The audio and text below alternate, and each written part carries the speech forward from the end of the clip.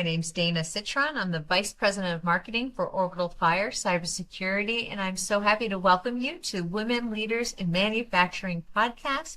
We're sponsored by LIMA, the Long Island Manufacturing Extension Partnership, and its Executive Director, Amy Erickson. We're so happy to be here today at beautiful Stony Brook University, the Center for Research and Innovation. And I'd love to introduce you to our guest today. This is Gabrielle Corso. She is the Regional CFO for MAG Group USA.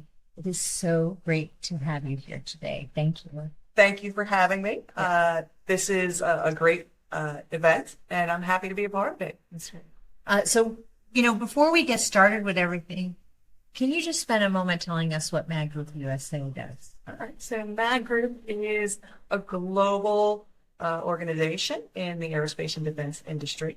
We specialize in the design, production of landing gears, aerostructures, hydraulics, and electronic systems all across the globe. We are located here in Long Island, North Carolina, as well as in Canada, Italy, Brazil, the UK, and Turkey. We've been a part of MAG Group or MA Group since 2018, and it's really been a transformational experience. That's right. And speaking of transformational, you've talked a little bit about how you're the CFO, that as an industry, the role of CFO has really changed. Can you talk a little bit about how you see your role changing? Well, just as innovation transforms and advances the industry, the CFO role couldn't remain stagnant. You have to step outside the numbers, understand what your industry is, understand what you produce in order to align yourself and make strategy, which helps the business grow. So it's getting out, getting on that shop floor and just really being part of the business. Exactly. It's about establishing those cross-functional relationships, with your operational team, with your production team, your compliance teams, your engineering teams, that enable you to be able to influence and create those growth strategies that are essential for the organization and, for more importantly, the people in the organization. Now, you've led finance for multiple manufacturing organizations, and now overseas and in U.S. operations for a global aerospace firm. What's been your biggest leadership growth moment? It would have to be the period leading up to and after the acquisition of Larry Chisholm to MA Group. Mm-hmm. It was more than a deal, it was a milestone. It redefined who we were as a company, but also as a culture. Mm. The shift brought opportunities as well as complexities. We needed to retain the essence of what made us successful in the first place, which was a people-centric culture, operational excellence, and integrity, all while being able to sustain that on a much bigger stage. Probably a defining moment for me was navigating that change. You had to be empathetic. You had to be open with your communication, as well as establish trust across the board between the existing organization and integrating yourself with this new global company and their objectives. It changed the way I lead. It changed the way I communicate, and it changed the way I view transformation. It's huge. So with that, how do you balance now those global standards with the needs of a U.S.-based team? That's something, an opportunity or challenge, depending on how you look at it, that I probably encounter on a daily basis. You really have to find that balance and align the global objectives with the strength of the local team. First thing I'll say is you have to be pragmatic, and then be clear about your non-negotiables, compliance, integrity, and your core values. Then you have to, what I like to call is empower local teams with autonomous structured autonomy, which is trusting them to make decisions, operate, and establish those relationships with the customers, all while staying aligned with the strategy. So that balance between the global objectives and your local strengths is needed. What is needed to sustain growth and this is being successful. Right. And I'm sure that that's intertwined with cultural differences. Like, Yes.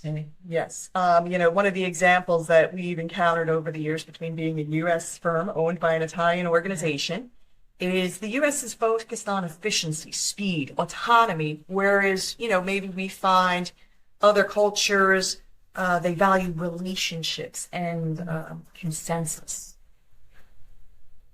It's a big balance. It is. It's a challenge, but again, it's also lent us some opportunities as well. We were able to, because we were part of this global organization during the early stages of the Flower program, we were able to be part of the design and manufacturing team. Wow.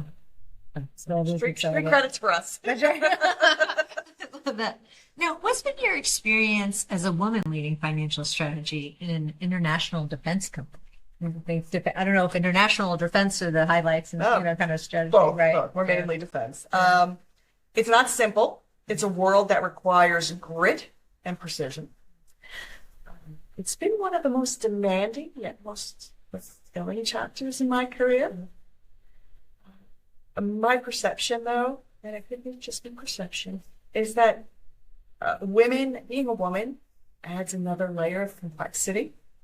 For example, I felt that as a woman, it was harder for me to establish credibility. So, but I chose to turn that challenge into motivation for me to lead with impact. And one of the things that we spoke about it earlier, is that finance was typically viewed as a back office operation. And we were able to transition that into a strategic partnership with operation and leadership. But we're doing that, and I'm balancing that with also being a wife and mother of a 6-year-old. So I'm balancing the budgets and balance sheets as well as bedtime. Yeah. And that in itself has, allowed me to strengthen some skills. Probably strength, resilience. The juggle can be overwhelming at times. But I think that has also helped me become a better leader because I lead with empathy. Stay grounded, at least I try to. And definitely work on prioritization. But I don't think you have to choose between being a strong leader and a present parent. You just have to be present. You have to set boundaries and give yourself a pass. Yeah. I think that's very important. And also I think it's important to communicate this issue because it's good, and I think it's helpful not to know that you're alone across all layers of the organization when everyone probably faces this struggle, maybe more than maybe other periods of time. So no, I agree. And I this has really been a theme for some of these interviews that we've had. We have strong women that are parents and trying to juggle that. And I think it raises, it's an opportunity, as well as a very large challenge, but it gives us an opportunity to really take the skills that we're learning at home and use it at work and vice versa. yes. Right? Yeah. Now, what's one financial trend or challenge that's top of mind for you right now? Staying ahead of the shifting geopolitical landscape. If that's not a minefield, I'm not sure. I mean, you need to be dynamic. You need to be proactive. You need to use scenario planning to try and anticipate the changes of global priorities. But also you need to keep pace with the advancements. AI, cybersecurity, autonomous systems, supply chain resilience, sustainability. Our job is to shape how we allocate resources, how we mitigate risk, and enable strategic growth. Navigating this complexity is a forever challenge. It will always be a financial trend. So how do you translate those financial goals that you have into motivation for non-financial teams where this isn't top of mind? Keep it simple. Establish that connection from the numbers to what matters most to them. What's their impact? What's their own success? What does it lead to? I think creating that shared purpose helps everyone gain a strong understanding of what strong financial performance means and where does it lead to. Stability, growth, fuels innovation.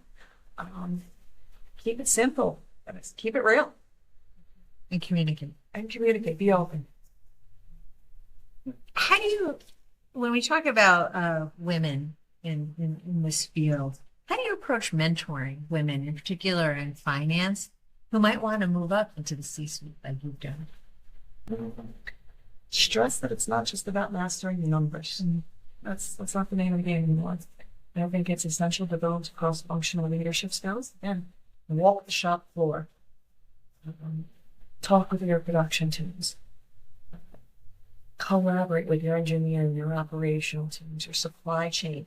That's needed to develop influence, develop strategy,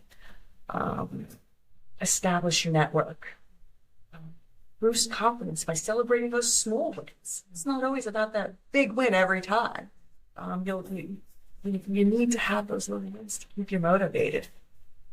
Also, I like to encourage calculated risk taking. Can you talk a little bit more about that? I think it goes back to structural autonomy. Someone will come to me with a problem, and I'll say, okay, let's go over the problem. What's the scenario? And then I'll follow up with a question. Well, if you do that, what do you think will happen? If you do that, what do you think will happen? And then you look at the pluses and the minuses. Okay, what do you take a stance? What do you make a decision? Well, you circle back and see what happens. If you're wrong, well, it's an experience. And that, again, is how you gain confidence. Through experience and through reflections on that. I think, I've been confidence, just encourage all those little encouragements. The risk taking a decision making yourself. I think that's important. Also, at being a female, I think it's also important not to shy away from the elephants in the room. Gender bias, whether it's work-life integration, unconscious bias, or underrepresented leadership in the industry, in the organization. I think it's important to accept it, acknowledge it, and overcome it.